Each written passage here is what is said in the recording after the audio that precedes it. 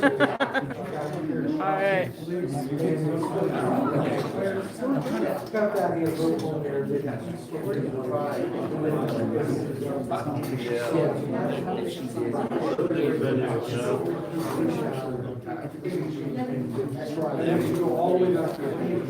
Oh, hang on to it for now, but I'll throw it up there.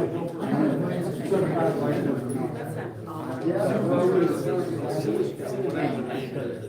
So I came prepared with 3 questions. Anything else?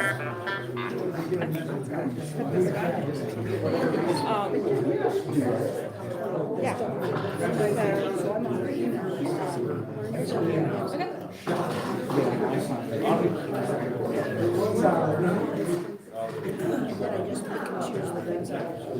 Yeah. Well, and I wasn't on before, but I am now. So, well, those parts are. Actually, tonight you'll be able to hear the other one. So it ends with, and now, let's go live. If I look at who it's on, what the topic is, I can still point. if it's a student, I'm not going to.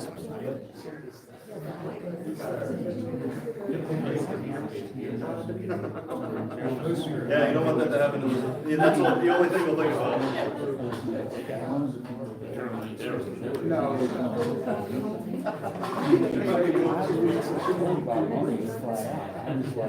He was one thing, he represents the community very well. I was like, how do you do individual politics?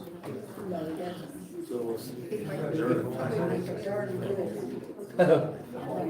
Yeah. October is Safe Sleep and SIDS Awareness Month. Dylan? Not ready.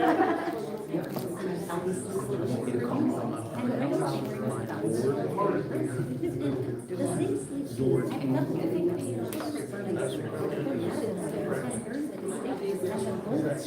Could say master and command.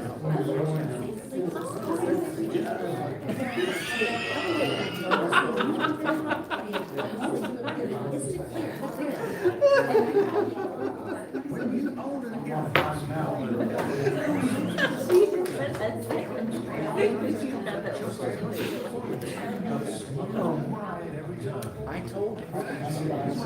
So, she settled on Friday. So, he sent me an email tonight to everybody that I have contact with. I don't have contact for your people. I have you and her. And so, That's okay. okay. The Jefferson guy gets it. Well, you're going to get Mark, you're going to get on the email from me tonight. It's going to be asking for people to come on Friday between 3 and 7 to help do this. And I told her, I was like, listen, I'll be more than happy to try and do it. But I'm not a guy because my handwriting is so bad because of the vision that the only way I can even remotely write legibly is if I write real big. Are we on in 2 minutes? 2 minutes. Those of us who are in this way, we can try more hours than we spend on it. Well, I'm gonna do the best I can. well, if you can put out all and see who hopefully gets some people to short spot, because she said she could be there Friday, and see if we can get some people to help. And then you guys just turn them in as you want or whatever, and then we'll go. I ask when, if there's a group of people there that the address, right, take a picture of it, they'll not go back and forth. Hi, Tom. Of this people. Okay, yeah, I can do that. Now, she was telling me that you guys just need to write out that little part, and then you're supposed to be sending it back, and they're gonna be addressing it and sending it to me. Okay.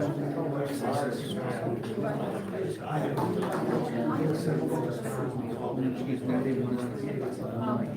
So I'm going to appease them so I can. Yeah, no, I get you, but it just seems like to me, like,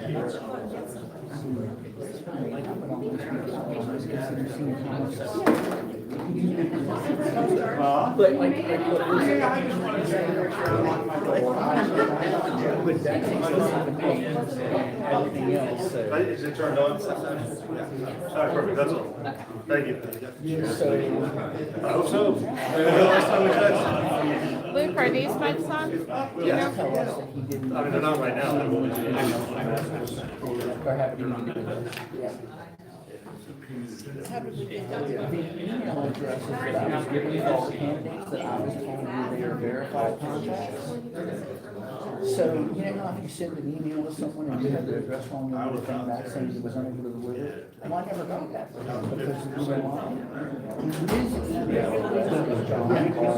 WCST Berkeley Springs in partnership with the Stubblefield Institute welcomes you to the second of two debates in the West Virginia 16th District Senate race. Between Republican incumbent Patricia Rucker and Democrat challenger John Doyle. This event is being broadcast from Musselman High School. You can find it podcasted in its entirety on our Panhandle News Network's Spotify page. Now let's head out to Musselman for tonight's event.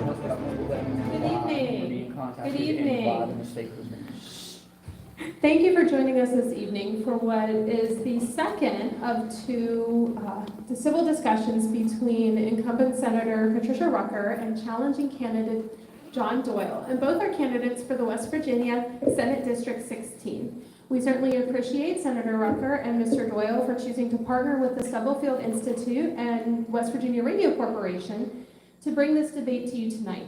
My name is Ashley Hurst. I am the director of the Stubblefield Institute for Civil Political Communications, and we are based at Shepherd University. So we are airing live tonight from the LGI room at Musselman High School. You can hear this program on WEPM and WCST, or stream it live on the Stubblefield Institute's YouTube channel. Since we are airing live, I do ask that we all make sure that our phones are on silent, and if feasible, putting it on airplane mode so that it does not interfere with the radio station's hotspot. This event is part of the Year of Civility at Shepherd University, and the Year of Civility is a collaboration between Shepherd University and the Stubblefield Institute that focuses on civil discussion and action, bringing together diverse ideas and addressing complex issues. As part of the Year of Civility, we've been pleased to offer opportunities such as these to our students and community to join in civil discourse, especially related to the upcoming election. As we are emphasizing civility and civil discourse this evening and throughout the year, we do have a few ground rules for this evening. After each of the candidates has had the opportunity to give an opening statement, we will take questions from our in-person audience. If you should have a question, raise your hand, and the candidates will take turns selecting audience members to ask questions. And I will be around with the microphone, so that way our audience listening online and on the radio can hear your question. As we are live on the radio, please keep in mind FCC guidelines and avoid using profanity in your questions. Because time is limited, we also ask that you get right to your question and avoid lengthy explanations so that our candidates have time to answer as many questions as possible. As both Senator Rucker and Mr. Doyle have publicly committed to this being a civil event, the most common question we've received is whether a question can be critical of one of the candidates and still be civil. The answer to that question is yes. Both of these candidates have established platforms and voting records. Questions related to their public service, whether it be future plans or past legislation upon which they have acted, are fair game. Personal attacks on their character or name calling, however, are not acceptable. And isn't it sad that I have to say that? Our question and answer time will wrap up about 8:20, and at that time, each of the candidates will have a few minutes to give a closing statement before I wrap up the program. So thank you for joining us, and let's get started. Senator Rucker, we'll start with your opening statement. Thank you so much. Okay, I want to see that this is at the right place. So thank you, first of all of you who came, and Stubblefield Institute for hosting this. The first debate that we had at Shepherdstown was really wonderful and really enjoyed it, and I'm very hopeful that this will be the same. I'm sure it will be. So I am Patricia Rucker. I'm the current senator for the 16th district, and as many of you guys know, I'm a first-generation immigrant to the United States. I came when I was 6 years old, grew up in Maryland, moved to West Virginia with 2 of my children and my husband in 2000 and proceeded to have 3 more West Virginians. I can tell you that I've been pleased to be able to serve for the last 8 years, fighting for families, trying to optimize our future, giving us more choices, empowering local control, empowering parents, trying to be responsive to my constituents. I really do try to respond to every email, phone call, meet with my constituents when they reach out. You'll often see me at Black Dog Coffee, having coffee with someone and getting to know what their issue is so I can help them. I also, one thing I did not mention last time, a board member for several organizations. I'm actually the vice chair this year of Women in Government, which is a national organization for legislators. I'm also a board member of West Virginia CASA, which is a great organization that helps foster kids. And that gives you a clue of the things that I'm interested in. I'm interested in empowering our students, our children, our future, trying to help the kids of West Virginia have better lives. I've worked really hard on child welfare issues, have also advocated for stronger farms. I love the farms that we have in Jefferson and Berkeley County. I've been fighting since my first year to try to protect them and to try to give them better ways that they can thrive. I helped pass the agritourism legislation, helped simplify farmers markets so that they would be more and easier. We helped simplify the permitting process so that they only need 1 permit and they can sell at any farmers market in the entire state. We have reduced regulations on small businesses. We have lowered taxes. We have increased salaries. We've done 4 separate statewide pay increases for our teachers and state employees. We have also improved school safety. I created a school safety fund for the first time, a dedicated fund that the legislature puts money into specific to improving school safety and work with law enforcement to be able to do what is best for that school. And we empower the schools to make that decision. It is not Charleston deciding for them, but them with their local law enforcement and their families prioritizing what they would like to use those funds for. I also helped pass West Virginia Invest, which is a program that allows any student to go to our 2-year higher ed institutions in our state, and if they're studying something that we need in West Virginia, their tuition is completely paid for. We want our kids to stay here in West Virginia, and we want them to thrive. And this is a very good investment into our future.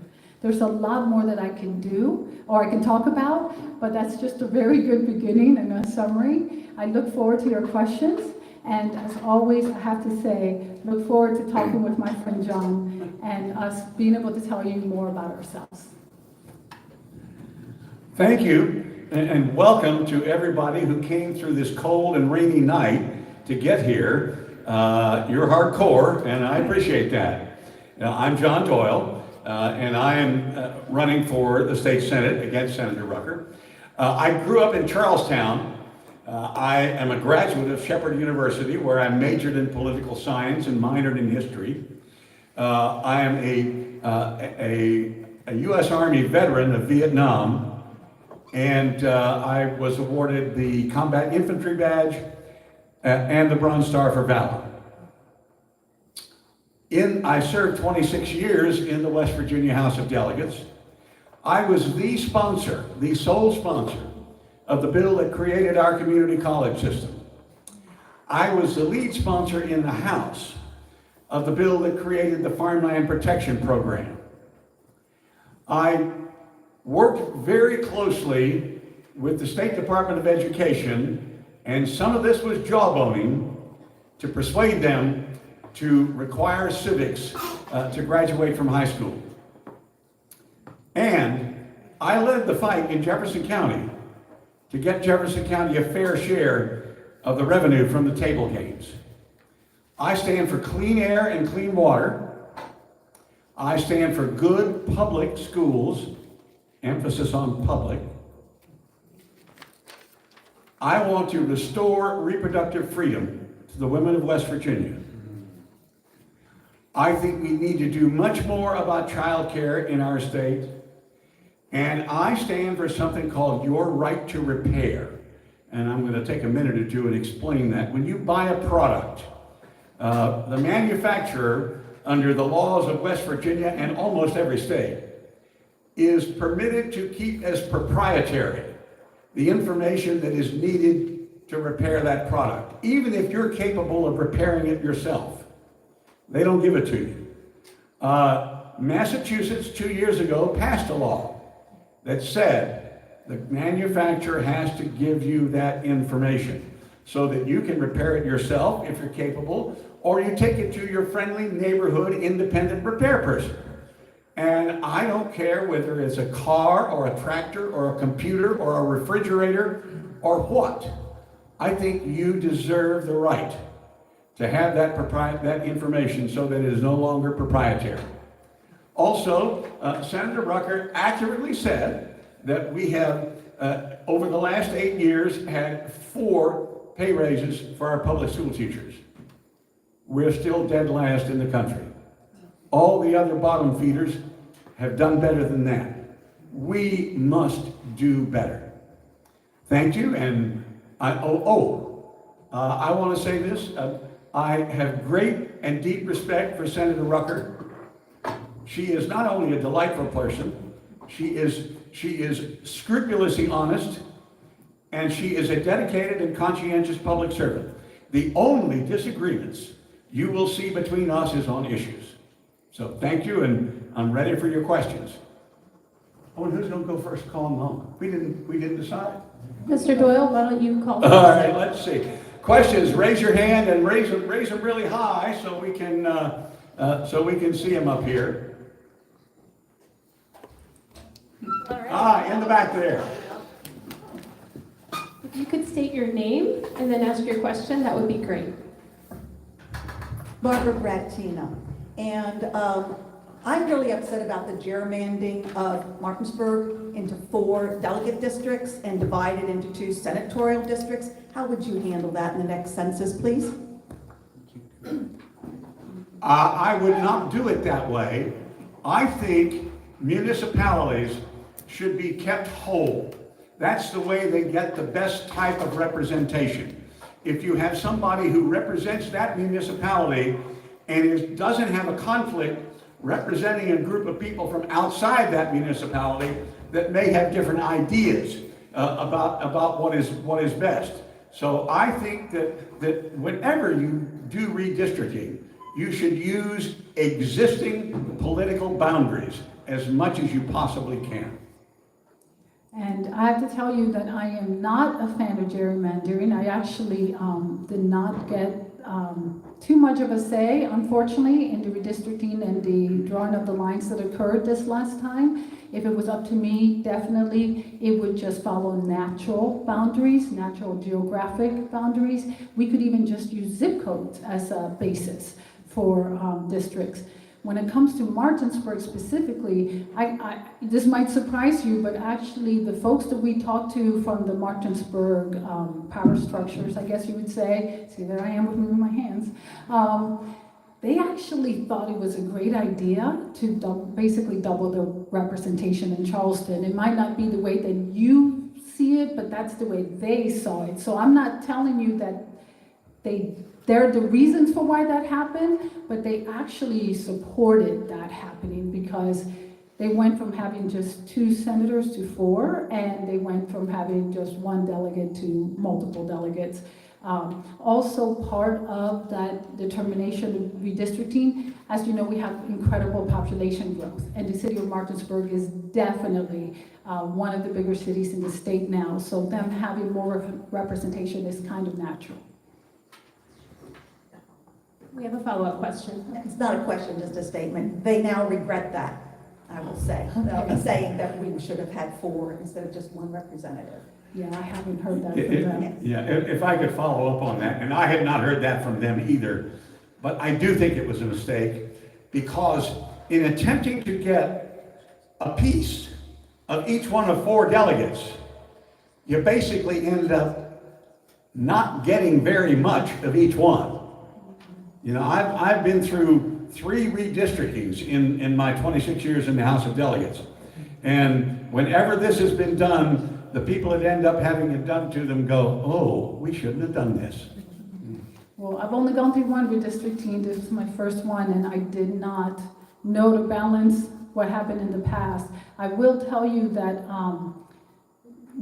again, in the future, I would definitely do it differently if I had a say.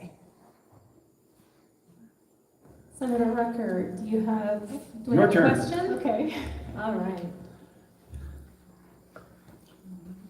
Any hands? We do have a question. And members of the media are permitted to ask questions if they wish. Excellent, that's all I needed. Thank you, Billy. I'm Marcia Kovalik from the Panhandle News Network. So, is the Senate able to enact in-state laws that would shield from incursion from foreign entities or foreign countries our waterways, our properties, small farms?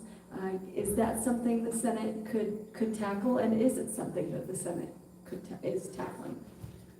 So I do believe that it is within our purview as a legislature, a state legislature, to be able to protect our infrastructure. I know several states have passed legislation to do exactly that, as you were referring, waterways, sometimes the grid, and sometimes it is protecting the farmland. And I've seen model legislation on that. I'm not opposed to it. I will tell you, it's not one of the bills that I've taken on myself personally to carry, but in terms of the threat, just to briefly go a little bit into that, even though this is more national scope than a state scope, I do believe we should be protecting ourselves and protecting our electric grid and protecting our water, not just from the environment, John, but also from, bioterrorism. Anybody who would want to hurt our citizens, it is definitely our responsibility to try to protect them. And so depending on the legislation, I would probably support it if it was good legislation. A number of years ago, Senator John Unger, who occupied the other seat in this delegate district, put in a bill to declare the waters of West Virginia the property of the people of West Virginia. It failed. I believe if we did that, we could accomplish what you're asking us to do. Thank you. We have In the back We have a there? question in the back. Give me just a moment. All right, so we are live at the LGI room at Musselman High School, and we have a question. Hi, my name's Doug Anderson. Okay, you want to hold? Oh, well, we can hear you now. The state just recently passed a big, thick, comprehensive plan on addressing affordable housing. What's your plan to help champion implementing that plan? I do think. Give us at least three specific strategies. Oh, I don't have 3. I do think that is the kind of issue that is best dealt with at the national level. There are things we could do in West Virginia, but it means, I think, subsidizing the construction of housing.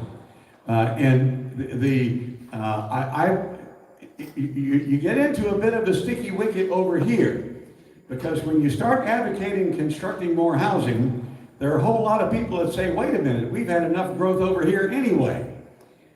But most of West Virginia has been losing population.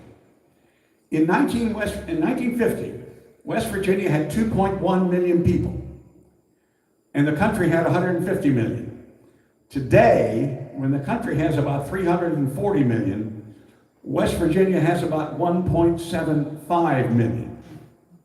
There are plenty of places in West Virginia that we can construct affordable housing to A, attract more people to come to those places, and also to make it easier for people living there to have decent housing. So that would be my plan. It's an overall plan, but I think that's the general direction that we have to go. So thank you for the question, and I do agree that the national does have to be involved in this, but I also want to urge, and I'm sure you'll agree, John, we need local control over what actually happens locally. I mean, I would not want to impose, but would want to work with our local officials to address this problem. It is a really, really bad problem, and especially in our area where we are seeing such growth and such demand for the houses that not only, like you said, affordable housing is an issue, the cost of housing is going up, but just there isn't even enough, and those pressures. But it's also partly influenced, I hate to say it, by the inflationary times that we're having currently. And the inflation that is happening is really, really impacting it. So it's not something that, state legislature can necessarily control the inflation that's happening in the country. And so we have a limited role. And so there are things that we can try to encourage. I've actually been part of a work group that is looking into these issues and into what would be the best way to address it. We do have some affordable housing, subsidized housing in Jefferson and Berkeley County. It's not nearly enough, but part of that is the issue that the land is very expensive. So whatever expansion we want to do of that, it's going to cost more doing it in the Eastern Panhandle than other parts of that state. So we have to take all of those measures into account. Should we do something? Absolutely. But what that something is, you want 3 specific proposals? Well, I can't tell you what those are because it really depends on the particular situation and where we're talking about. If we're talking just here, if we're talking for the whole state. And I will tell you, it is a work group that I'm involved in that has local, state, and national representation. If I could follow up on that, I agree with Senator Rucker. It has to be done locally. There's got to be local control. I do think that the legislature could target certain areas in the state that have lost considerable amounts of population and appropriate money for affordable housing in those areas. And I think that might help our economy. And that definitely would be more affordable because other parts of the state are more, cheaper housing, cheaper land values.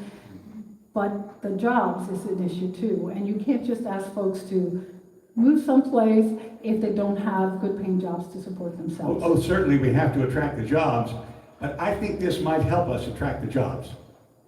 That's possible. So this question is related to both housing and jobs. We talk about how Berkeley and Jefferson County are growing quickly, and yet there are still areas within the county that do not have reliable internet service. And I can't imagine what the rest of the state is experiencing. So can you address the legislature's role and your role in bringing reliable internet to West Virginia?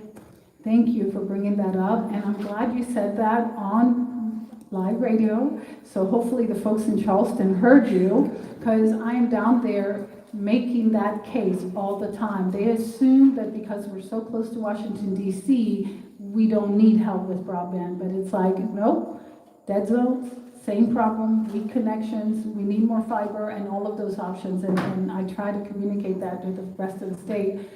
As you know, the legislature did put about $1 billion investment to try to take advantage of those federal dollars, try to draw them down. In this past legislative special session, we committed more money, again, trying to draw as much of that money as possible.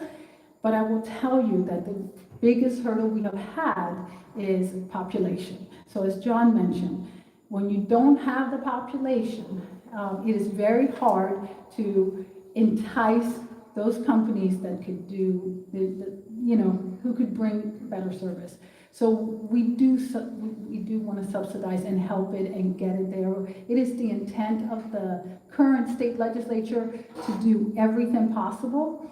But again, with balance, as always, that we don't want to take it over. We want private partners to come in, and that's really the best way to do it. I saw a map, I think it was a few months ago, that showed that there was very little need for broadband in Jefferson and Berkeley counties. And that map was nonsense.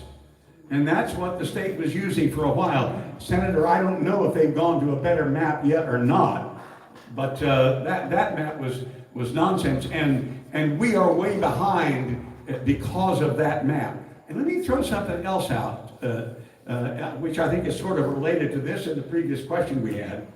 We talk about population growth. Too many people in Charleston think that attracting more people to West Virginia is a way to stimulate the economy. It's not. Population growth is a reflection of an improved economy. It is not the cause of an improved economy. So I think we all need to remember that. Very good point, John. I don't disagree with you, and I will tell you that when it comes to that map, that is exactly what I'm talking about when I say I'm down there fighting and saying like this is not at all accurate. So about 6 months ago, please don't judge me on exact amount of time, but they did do a survey, a test, and they asked citizens all over the state to participate in it. I tried to spread the word through my social media. I know that radio and TV and newspapers, I don't know so much about TV, but they tried to let folks know, hey, this is your chance, participate. And it was like a little test that you could do to see how strong your cell service was, your internet service. I can tell you in my area, it was extremely poor. But that is not reflected accurately. I will say that it is definitely going to take local involvement, and that includes city and councilmen, and I say that because we have a councilman here, to help us get this message down there, that it not just be this voluntary survey process, but we are going to have to work to communicate to them the areas that really need the support and help. And I will also say this, there's a big emphasis on helping rural America connect. And most of West Virginia is rural, totally support connecting them. But they cannot leave out the areas like ours that are growing, because that is an essential key of that growth and of being successful with what we do. And this is one of the issues that I know the current Senate President makes a lot. So what we're doing here, we're doing it right. We want it to now happen all over the state. But you don't neglect the areas that are doing it right, because the rest of the state needs help too. Because you asked the question, I've forgotten whose turn it is. I believe it is Senator Rucker's, and if anyone has a question, feel free to raise your hand. All right. My name is Sean Wilt. I live here in the Eastern Panhandle in Martinsburg. And my question for Senator Rucker and for Mr. Doyle is what is your stance on red flag gun laws? And all questions need context. Recently, a state in our country passed a red flag gun law that says that all there is need is credible accusation made to a police official, which could be an officer or someone sitting at a desk. And if they find it or deem it credible, people will show up at your home and arrest you if you refuse to allow them to confiscate your weapons. And in order for them to get them back, you will need to spend a minimum of $10,000 to $15,000 and dozens of hours in court to prove that you are not this threat. So my question is what are your stances on red flag gun laws? So I am opposed to red flag gun laws, and I am a strong supporter of the Second Amendment right to self-defense and to protect yourself. And I honestly feel that those type of laws tend to be very dangerous when you give the government the authority to determine whether or not you have the right to your rights. Our constitutional rights and our rights that are enshrined in the Bill of Rights, I think are God-given rights, and it's just enshrined in our Constitution, and for that I'm very grateful. But those are rights that are inalienable, and government cannot infringe upon it. I too strongly support the Second Amendment, as I do the whole rest of the Bill of Rights. but I favor red flag laws if they're written properly. I introduced one about 3 years ago, which I think was written properly. Nothing like that could have happened under the bill that I introduced. It required the investigation to be taken first, and then there be concrete evidence that there was a problem. And only then would the firearms be removed, and even then only on a temporary basis while we went to court. So I think it's a law enforcement question. Remember, no right in the Constitution is absolute. You can't yell fire in this room now if there isn't a fire. Every right is subject to reasonable regulation. And I think a well-crafted red flag law is a reasonable regulation. Thank you. Okay, next question? There was one in the back there. I saw a hand in the back. Someone had raised a hand right after he did. No? Okay, well, I will go ahead and Oh, I ask think she... a question. Okay, give me just a moment to get back to you. I thought it was you, but I didn't want to single you out. I was so put out by your answer, I didn't want to do a question, but now I'm going to do a question. My name is Marcia Doyle. I am an escapee from the United Soviet Socialist Counties of Maryland. Have lived here about close to 4 years. And one of the reasons I moved here, in fact, the only reason I moved here, is because of the lower taxes, because I was being taxed out of my mind over in Maryland. It was insufferable, the taxation that is being done over there. Everything from rain to flush taxes, you name it. Dog tags, everything. So the reason I moved here was because of the taxes were so much lower, and it was so much more affordable to live. And live in a better quality neighborhood with safer neighborhoods. My next door neighbor in Maryland was a halfway house. That was my next door neighbor. I shared a wall with a halfway house. We never knew who was living there because they were in and out. It was transient. Do you My have point a is, question? Yes. my point is, what are you going to do about keeping taxes lower? Because that is what has been attracting people and why there's an explosion of growth here. Not necessarily because the economy is better, like you say, that has to be the deciding factor. The deciding factor for me and many people, the reason we came here was because of lower taxes and a better quality of life. So what will you do to keep taxes low in Charles? Since you mentioned Maryland, the big difference in taxes between us and Maryland is real estate property taxes. Our income tax is roughly the same as Maryland's. Our sales tax is roughly the same in percentages, but we exempt groceries, and I think they do not. So the real difference is in real estate property taxes. I want to keep them low, and I think the only way we're going to keep real estate property taxes low is if we keep the income tax at approximately where it is now. There are people who think we should do away with the income tax entirely. If we do that, we will have to raise real estate property taxes higher than those in Maryland in order to get the amount of money we need to run the government.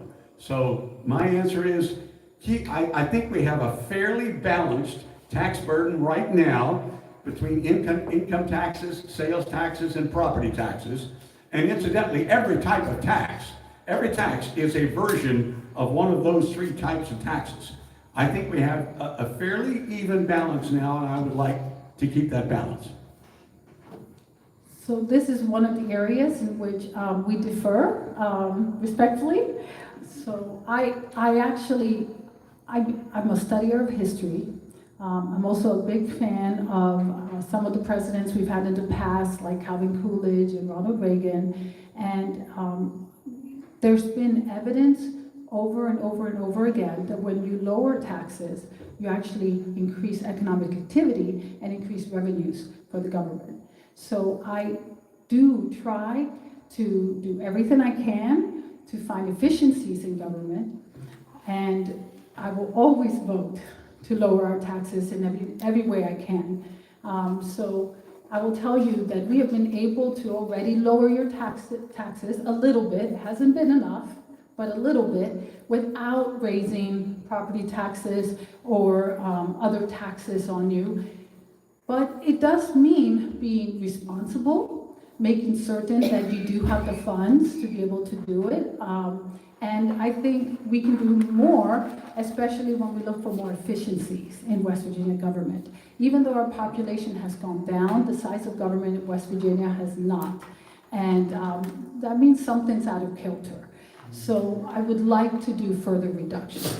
When it comes to the type of taxes to lower, I will lower any and all that I can. But I will tell you, I've been very proud to be part of lowering your personal income tax. We did 21.25%, and then it's going to go down another 6% in the next year. And we tried to pass a constitutional amendment that would have helped giving us the flexibility to see what we could do about the business machinery and inventory tax, and also property taxes. Unfortunately, that constitutional amendment failed to pass, but we did, as a legislature, decide that we will at least return your property tax on your vehicle to you. So you will receive the property taxes you have paid for your vehicles this year. You will get it back. That's not the most efficient way. We have to spend money getting that check back to you. So I really hope that in the future we will be able to pass a constitutional amendment so that we could just eliminate that tax and maybe do other reductions. But I agree with you in terms of the taxes being one of the key issues that I think brings folks here. I have heard that a lot as I go door to door, and I do see that there are more ways that we could try to be as efficient as possible and return your money to you. If I could follow up on that. In my 26 years in the House of Delegates, I was on the House Finance Committee for 19 of those years. I was vice chair for 10 years. And there was also a period of time when I was not in the legislature that I was Deputy Secretary of Revenue in Governor Earl Ray Tomlin's second term. When I was the 19 years I was on the House Finance Committee, I also worked with the National Conference of State Legislatures. I was on their Budgets and Revenue Committee for many years and had the occasion to study the tax structures of many states in our country. And I've seen a lot of changes around the country. When you lower a tax, it does stimulate the economy. But in almost every case, you do not get back the amount of revenue you cut. So when you cut a tax, you're going to have to make sure there's enough cushion so that you can get by without that amount of money. Now, the other factor here is we need higher salaries for our teachers, for our human service case workers, the child protective service workers, adult protective service workers, for our state troopers, for our corrections officers. You can't do that if you give away the money. So to be overly dramatic about it, if you cut a tax to nothing, it will produce no revenue. Well, if I could just respond a little bit to that. You're absolutely right that we do need to increase salaries for our state employees, for our law enforcement, CPS workers, and the whole list. I will point out, though, that if you are lowering taxes, bringing more people in, basically spurring economic growth, spurring people spending their money as they wish on the things that they consider important, all of that does increase your revenues. We have had surpluses even after giving salary increases and cutting taxes. I'm not saying it will last forever, and there's lots of other factors that are going to impact. Like, for instance, we mentioned the inflation already, which is unfortunately impacting people's ability to be able to spend money, and that's a tax cut is not going to necessarily be able to balance that out. But having said that, in general, I think the policy that is going to get us where we all want to be, where we pay more competitive wages to the great people that work for the state in our higher ed institutions, in our public schools, is with policies that are going to help the economy be strong and vibrant, and lowering taxes is definitely the way to get there. If I might make another point, a number of people who have advocated tax reduction point to the surplus as someplace we can get the money for tax reduction. A surplus is by definition a one-time thing. You cannot fund ongoing programs out of a surplus. You cannot fund tax reduction out of a surplus. You cannot fund increased salaries out of a surplus. You can only do one-time things because it's one-time money. All right, so. Is it my turn? Well, just a moment. All I have right. a question unless someone else has one. Okay. Oh. Go ahead, Mr. Doyle, you may select. This gentleman right here. Hi, thanks. My name is Daniel Bennett. I think the most efficient way to get money into people's pockets is to make sure that wages keep up. And I want to ask both of you, in what ways, whether it's minimum wage, whether it's bringing good jobs here, whether it's making sure people can join a union and ask for a collective bargaining to get better wages, what can you do to help put more money in West Virginians' pockets? There are a number of ways we can do it. I am definitely in favor of a significant increase in the minimum wage. That's what I would start with. Okay, and I will tell you that I'm not going to support increasing the minimum wage because I believe that the free market does that better than government. And you can see that now where you see wages are going up astronomically as more and more businesses are competing to get those employees in. But in addition to that, I will tell you, I support and I definitely want all laborers, all employees to have the right to good paying jobs and to be able to advocate for that. But I will not support an elimination of the right to work. I don't know if you were trying to ask about that.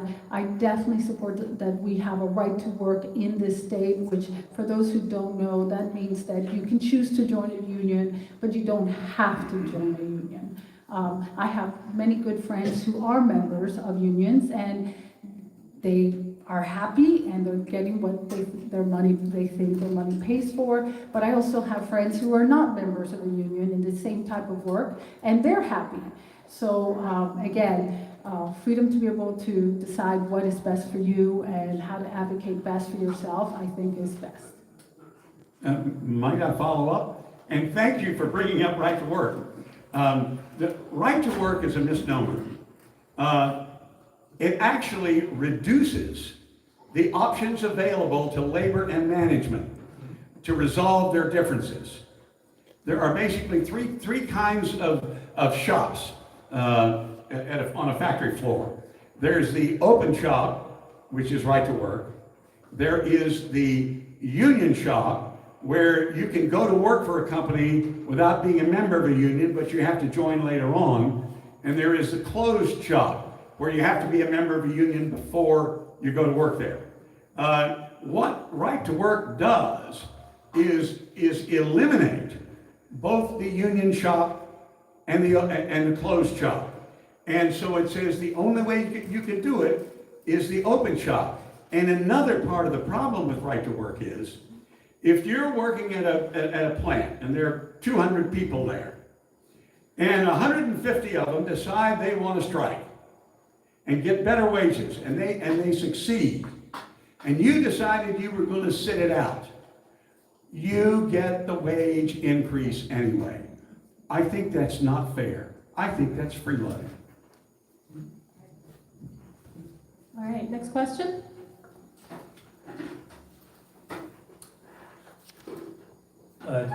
During the COVID outbreak, 2019-2020, my family was exposed to it fairly early and not found to be, fortunately, that adverse to it.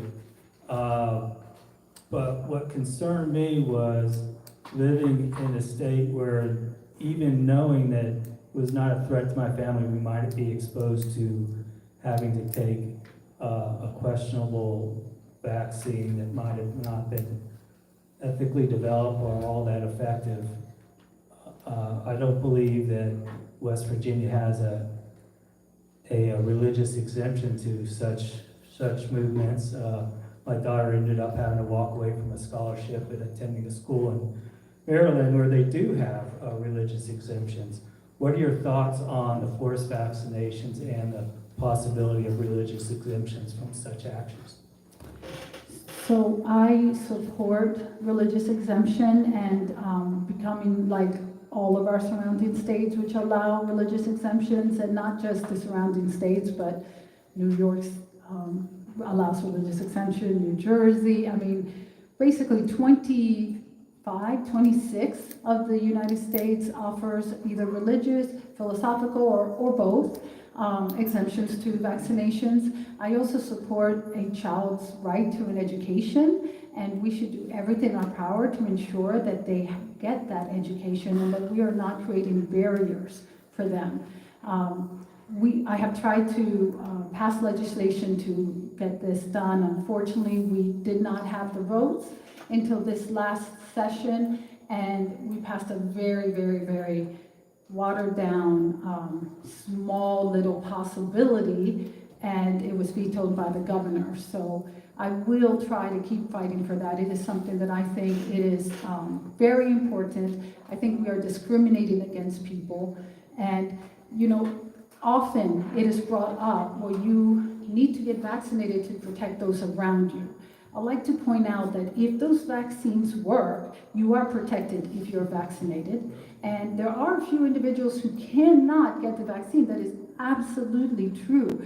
But I know some of those individuals who their immune systems are in such a precarious state that they cannot risk getting vaccinated. Well, those individuals, their immune system is in such precarious state, their doctors tell them, do not go to public places. Do not attend public school. It is better to have a home instructor come to your home, because just a simple cold can kill you when you're in that state.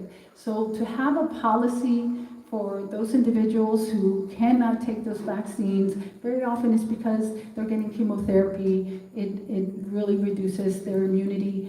Well, those individuals, it's for a period of time, and they are actually advised not to go to any public places. So it is better, I believe, to support everyone's right to be able to attend school, to get a good education, and not be mandated to take something that they don't support and don't agree with, and be like most of the 50 states. Senator Rucker said that there are some people who believe that the purpose of vaccines is to protect not only the person getting the vaccine, but to protect everybody. I'm one of those people. I agree with Senator Rucker that we should give exemptions to people whose physiology makes it either impossible or even very difficult to be vaccinated. There aren't too many of those people, but there are some, and they should get an exemption. I'm very reluctant to support a religious exemption. I just think everybody that can be vaccinated needs to be vaccinated. Whose turn is it? Senator Rucker. Okay. Well, I guess we'll go here. Just a moment.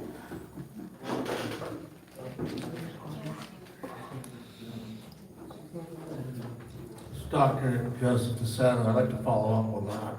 So, I'm the editor of the Journal of Virology, and I know that some of these vaccines are made from aborted fetuses. So how does that play into this religious exemption or not having it? Yeah, I'll answer it. Yeah, it doesn't, Dr. DeSoto. I do think if the vaccination works, then we should all get it, whatever the source of it. Yes. Well, I definitely disagree. I think that for those who have an objection to abortion, and it's not just aborted fetal cells, some of the vaccines are made up with monkey cells, for example. Some folks object to that. Some religions object to that.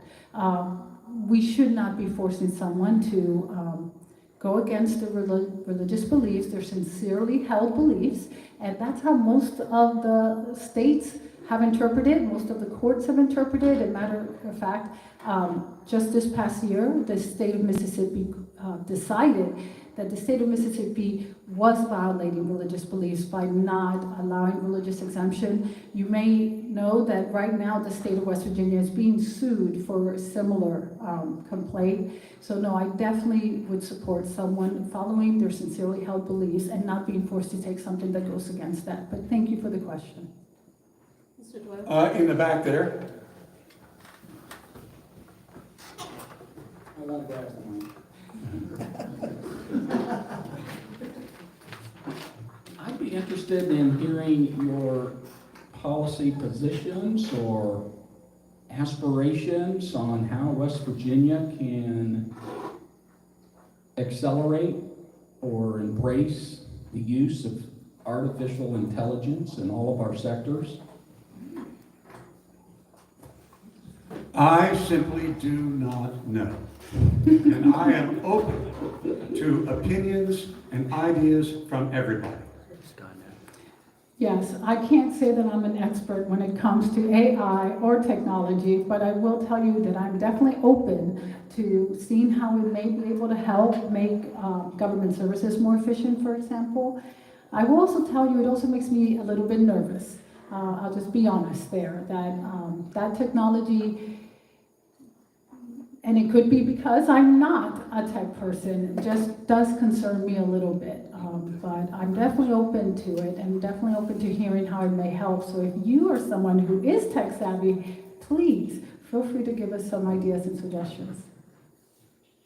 It's your turn, I think. Okay, sure, go ahead. So, in a April 28th Facebook post, and I'd like to get this quote correct, I want Patricia, Senator Rucker's response to this and then Mr. Doyle's answer. Mr. Doyle stated that, and I want to get this correct, he wants to restore the reproductive freedom of the women of West Virginia. And this was an interview that you gave to the Berkeley County Democrat Club, or party, whatever they are. It's also what I said in my opening remarks. Correct. As far as I know, there is no state in this nation that has made it illegal or criminalized a woman having the right to go to choose to become pregnant. That is literally the definition of reproductive freedom. The law that was passed in this state says that it is illegal to commit feticide after 15 weeks. Feticide is defined as the killing, murder, or abortion of a fetus or an undeveloped baby in a mother's womb. So my question is, basically, to be honest, can you please explain to me how it is that you would restore the rights to West Virginia women that haven't been taken away? Well, it has been taken away, and you and I differ on the definition of reproductive freedom. West Virginia, about 2.5 years ago, banned abortion. I was in the House of Delegates at the time. I think it might have been the last vote that I cast. It was a special session in the summertime. In 2022, I voted against it and spoke against it. I believe that in my heart of hearts, the decision should be with the woman who is pregnant. Now, I also recognize that the country is going to require, the majority of the country wants some regulation on abortion. And I think Roe versus Wade had it right. For the first trimester, it was, hey, it's up to the woman. In the second trimester, there were some regulations. And in the third trimester, which is after fetal viability, then it was really difficult to get one, although there were situations where it was permitted. That's what I think the national compromise needs to be. And as always, I really appreciate, John, that you're always so clear and consistent and honest in his opinions. I will be the same as I always am. I am 100% pro-life, and I do believe that every single child is precious. Every single person, every single human being is precious. And those feelings are, to me, what really helped me, or I would say inspired me to run for office, to want to help human beings who are precious. I want to do what I can to help them, to make certain they all have enough food, water, are not abused, are taken care of. I believe no matter what age you are, no matter how your size or what stage you're in, every single life matters. And of course, I supported that legislation that said you cannot murder a baby except for rape and incest. We did have those exceptions, and also if the mother's life is ever in danger, which, by the way, we don't ever really have to state, because a doctor's first priority is always to his patient. If there is some complication and the mother's life is in danger, it's not really considered an abortion to do whatever they need to do to help the mother. But it's not the intent to murder the baby, it's to help the mother to basically try to protect her life. But I also have to tell you that these same protections that we have for that baby is also why we protect all individuals. The individuals who are, don't have enough money, who are not as blessed as I am with a good home. Those same beliefs that I have is the reason for why I fight so hard to make certain that our elderly are taken care of, that we have that social safety net to protect them. To me, if you want to be consistent and you believe that human beings are precious, are valuable, and that you want to go into service, it is a public service to help the individuals, it means all those individuals. And we don't, as a government, decide some deserve the protection and some don't. So just to be able to explain that, where that comes from. And I appreciate your question. Thank you. Yeah, go ahead. I'd like to switch topics, as Dr. DeSetto again. Medical costs are skyrocketing. Certificate of need, what's your view? I have always supported it, but I'm rethinking my position. And I support repealing certificate of need in almost every instance and circumstance. I've mentioned that I like the free market. I believe that monopolies usually means that the customer is paying more. Senator Rucker, for our audience listening on the radio, can you explain, or Mr. Doyle, a little bit about certificate of need when someone asks that question, what it means? Sure, I'd be happy to, and of course John can fill in.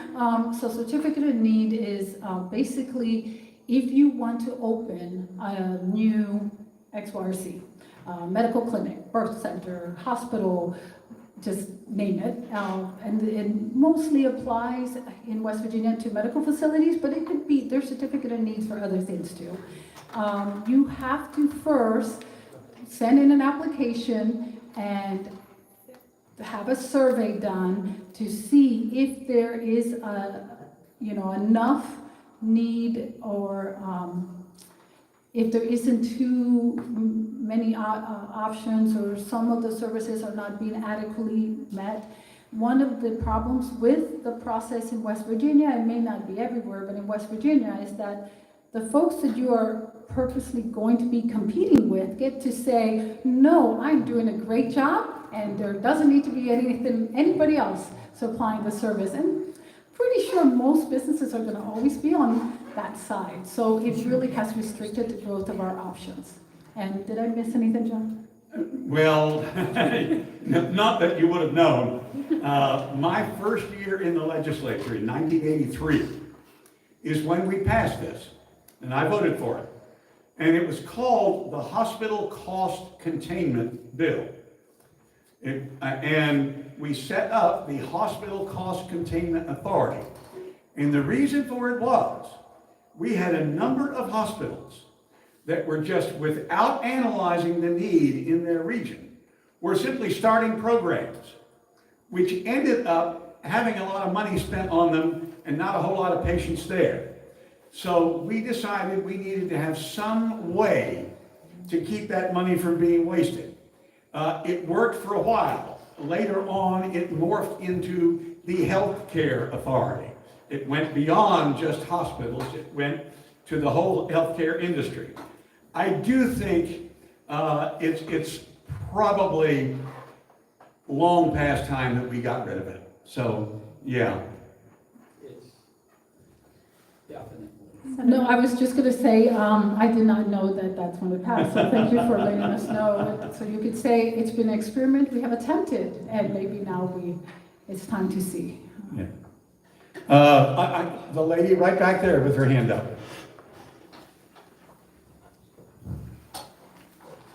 Thank you. You've spoken a lot about freedom and the preciousness of children and humans and all of that. I want to know where you stand on transgender kids, especially. West Virginia has like the highest rate per capita of trans youth, and I volunteer with quite a few of them, and they are afraid that they're not going to be allowed to make the choices with their parents and their doctors here in the state, and their rights are being taken away. There is one aspect of this that I think deserves serious concern on our part, and that is the idea of trans athletes. You know, where do they compete? And I know this from talking to a number of my friends who are female athletes at Shepherd and who are alumni of Shepherd who were female athletes there. And these are some pretty enlightened people who are saying, you know, this could be a problem. It's not a problem yet, but it could be. That is a legitimate concern, and we need to come up with a solution. But what I don't like is there are people that use this as a smokescreen to simply bash the trans community, and this has got to stop. Well, I will tell you that I do consider all our youth important and precious, and that includes those who have gender dysphoria, have all sorts of issues. But having said that, I don't necessarily mean that to say that by supporting them, helping them, and we support them actually having surgeries and taking drugs that may have long-term effects that we don't even know because it has not been going on long enough, there has not been enough study of, and some of these drugs have very, very serious consequences, and a lot of the folks who did start taking them early on later changed their mind and then found out that they couldn't reverse several of the changes that happened. So I support helping them, giving them support, giving them counseling, whatever way we can do to protect them, of course. I don't want them to ever be afraid, but I also support letting them grow and letting them mature and make those type of life-changing decisions when they have the best chance of making decisions that they understand completely.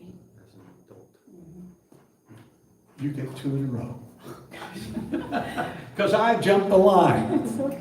Okay, well, you haven't asked one yet, and then I saw a hand on the back. Okay, my name is Priscilla Browning, and I live here in Martinsburg in the Eastern Panhandle. My question is, although I agree that the teachers were sorely underpaid and they deserved the money that they got, however, our test scores of our children are still abysmal. How can we hold the teachers accountable for what they're teaching the children? So thank you for your question regarding education. So education is something I'm very, very passionate about and want to do everything I can to try to improve in our state. I don't know if the proper word is holding teachers accountable. I think we need to hold the system accountable. One of the greatest indicators of a child's success is parental involvement in that child and in that child's education. And that's not something we can do through legislature. But we have tried to pass legislation to encourage the parents to be more involved in the decisions of their children. And I have supported school choice, as many people know, and it's because if the parents actually have a choice, they tend to be more invested in whatever that choice is. Even if that choice is to remain in public education, they chose that, and that makes them a little bit more likely to be involved and to want to make it successful. So I will also tell you that when it comes to improving scores and improving schools, one of the best ways to improve schools, and this, they've done all sorts of surveys, all sorts of tests. They've compared different states, different countries. So class size matters, but so does having good leadership. So I actually got this done before COVID, that we invest in training and trying to get high quality leadership. And for those who don't know in our audience, we're talking principals, superintendents. Those are the leaders of the school. You have seen those movies like Stand By Me, but there's many, many books that you have a good leader and the school turns around. We need better trained leaders. Well, unfortunately, COVID kind of derailed the efforts that the state superintendent was making to get that program really off the ground. Now I think it's a good time. We've kind of, settled back after COVID. We need to really look at doing that. We need the best quality leaders and, of course, highly trained teachers. And I think that's really what we need to be looking at in the next year or two. But thank you for the question. I think those two facts are directly related. If we pay them a decent wage, their morale will be much higher. And that fact alone will improve the performance of the children in the classrooms. I mentioned that I was in Vietnam. I was a rifle platoon leader. In our company, the whole time I was there, morale was really high. And even though nobody wanted to be in Vietnam, everybody did their job when they were told to do it. They did it right, and there was not a problem. There were other companies where morale was low, and you couldn't get them to do anything. Really, morale is critically important when it comes to success. Your turn again. Yes, gentleman in the back. Oh, I'm sorry, I didn't see you. I'll get her.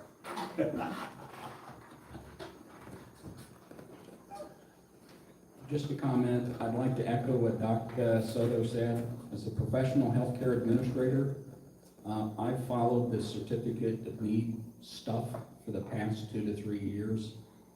The studies are there. There's no real difference between the quality of care between a nonprofit or a profit hospital. It also keeps partners, I say partners, out of the local area. I have spoken to healthcare leaders in 2 regional systems, healthcare systems who have wanted to move in healthcare resources, not to duplicate services, but to actually complement the services, and they don't want to go through an 8 to 12 month process, especially when other states have figured out how to repeal the laws. If you want to build health, wealth, and resilience of local communities, there's a solution for you. Push it through. Don't let the big gorillas, the associations, or the 1 or 2 major providers in this state, or the lobbyists in the way of health plans, whisper in your ear and say, don't do it. It's the right thing to do.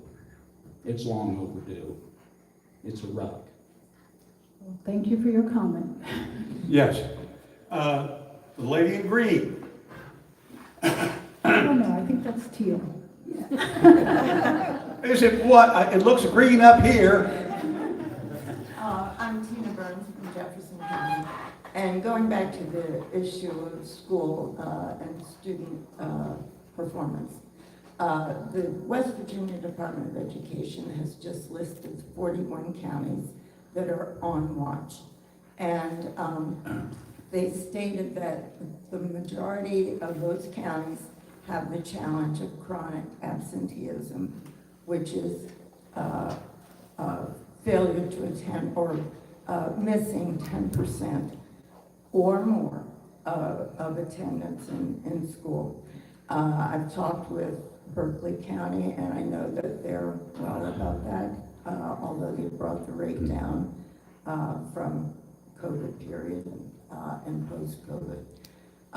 So what would you do or encourage to have better attendance in the schools?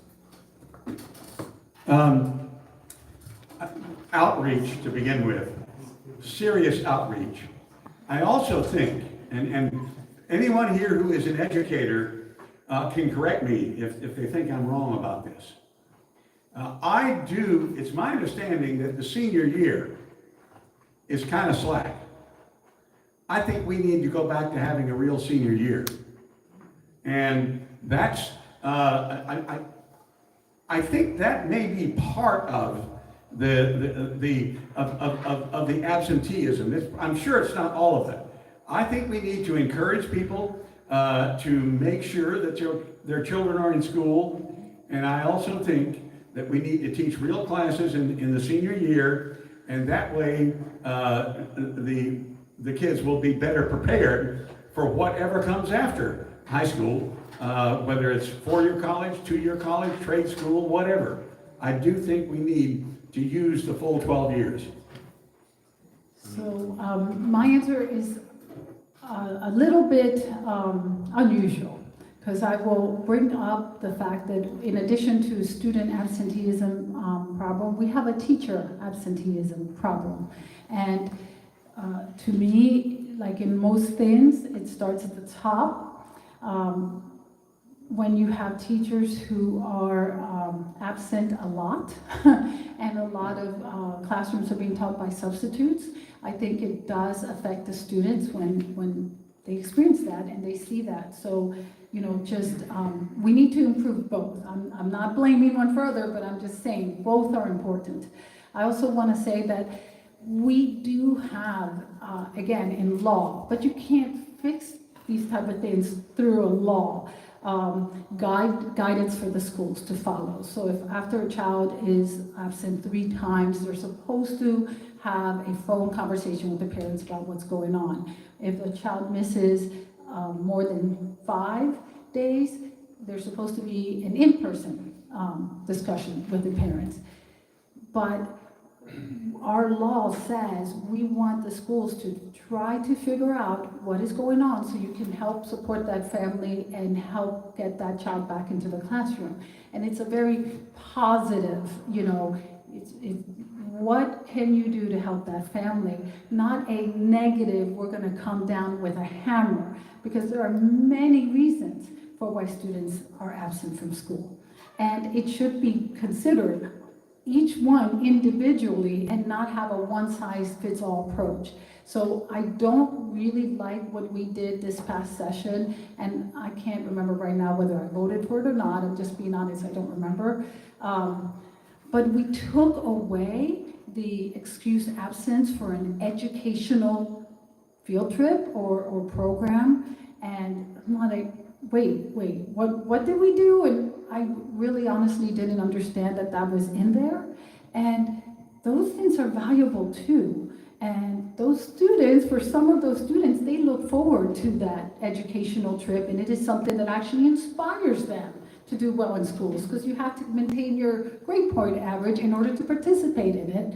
So again, one size fits all is not the right approach, but let's have those wraparound services available. If it's because the child is sick, obviously that's not the child's fault, but let's get that family help to make certain that child's as healthy as possible. If it's because there is not enough food, not appropriate clothing. The family has transportation issues. There's a sick or ill or missing member in that family so that the child doesn't have the support that they need. Let's try to provide that. So again, it is a serious problem, but I do think that is one of the things that is solved best as locally as possible, and let's make certain the schools have what they need to help those families. Yeah, if I could follow up. Senator Rucker mentioned teacher absenteeism. I suspect that at least some of that teacher absenteeism is teachers working second jobs and even third jobs to make ends meet. All right, we have time for one more question, and Senator Rucker, I think it's your turn. There's one hand up. So we have two hands up. Oh, I only see one, I'm sorry. Well, I see the gentleman right in the middle. It's because he's wearing camo. Yeah! Hi, my name is Pierangelo Beltrami. I've been a resident of this area for about 25 years. But what the legislation can do to facilitate our youth to come into sport, more than just the one that we know, meaning, I see houses coming up left and right. My wife was mentioning today, oh dear, look at this, another development, oh, over here. But with all this housing, I don't see any sports infrastructure to come about.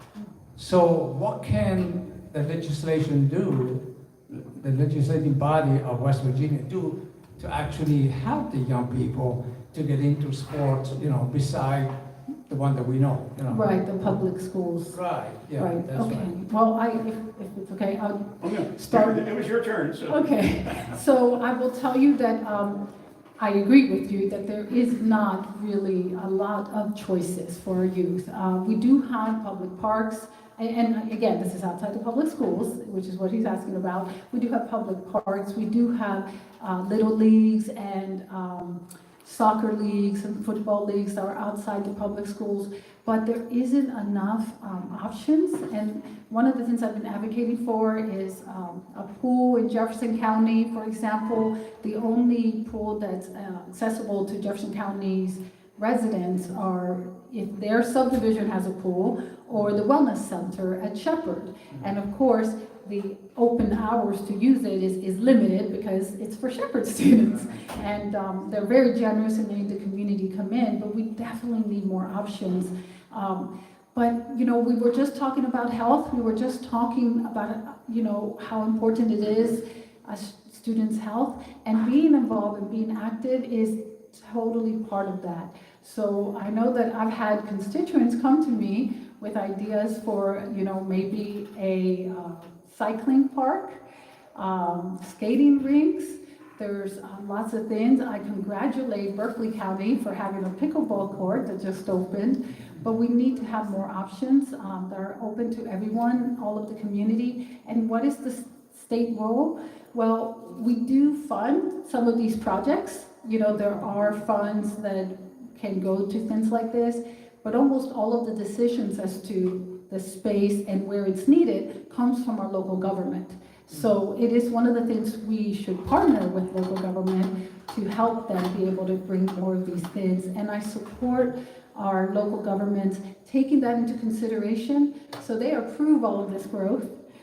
They need to start thinking about all of the things that make a great quality of life for all those folks that are moving in. So thank you for the question. Thank you. I agree with everything Senator Rucker just said.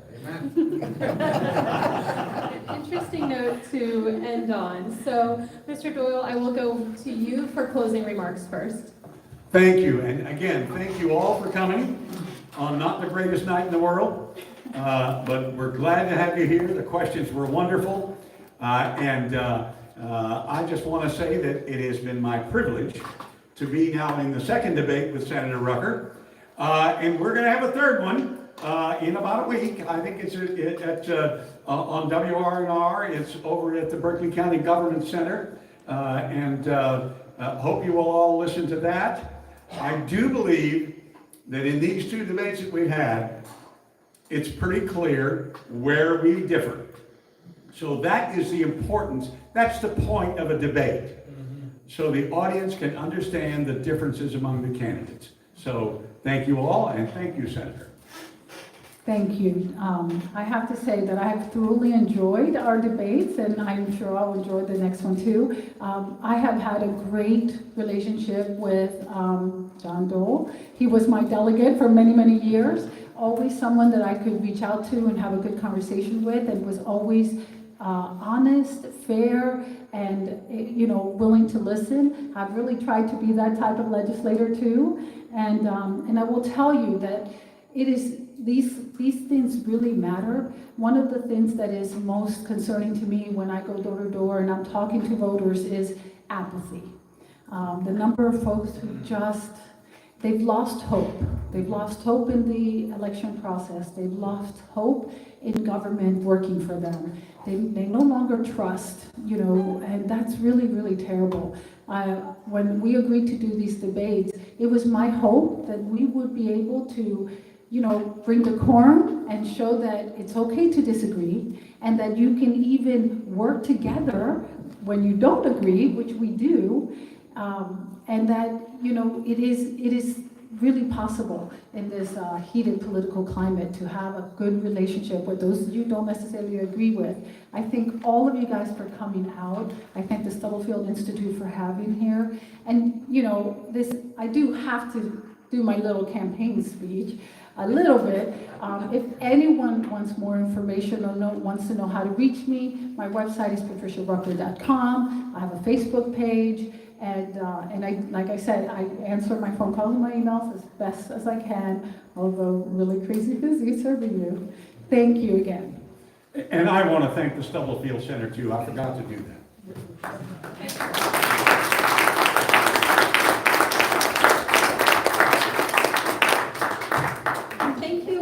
For joining us tonight for this debate.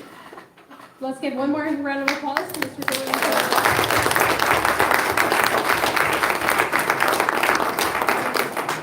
Doyle. We are truly thankful that you are both willing to engage with your constituents in such a manner, and we do recognize that fewer and fewer candidates are willing to step to the stage and engage with one another and show points of agreement and disagreement, so we appreciate that. So if you, as the audience, are looking for additional opportunities to engage in civil discourse and conversations about our community, I do invite you to join the Stubblefield Institute on November 14th at 5:30 at the Bird Health Sciences Center Auditorium at Berkeley Medical Center, where we will be answering the question, how is West Virginia First putting West Virginia first? We will be joined by the leadership of the West Virginia First Foundation and Dr. Stephen Lloyd, who is the director of the West Virginia Office of Drug Control Policy and the inspiration behind the Hulu series Dope Sick. And we have many other programs coming up, so for more information about the Stubblefield Institute or upcoming events, you can find that on our website, stubblefieldinstitute.org.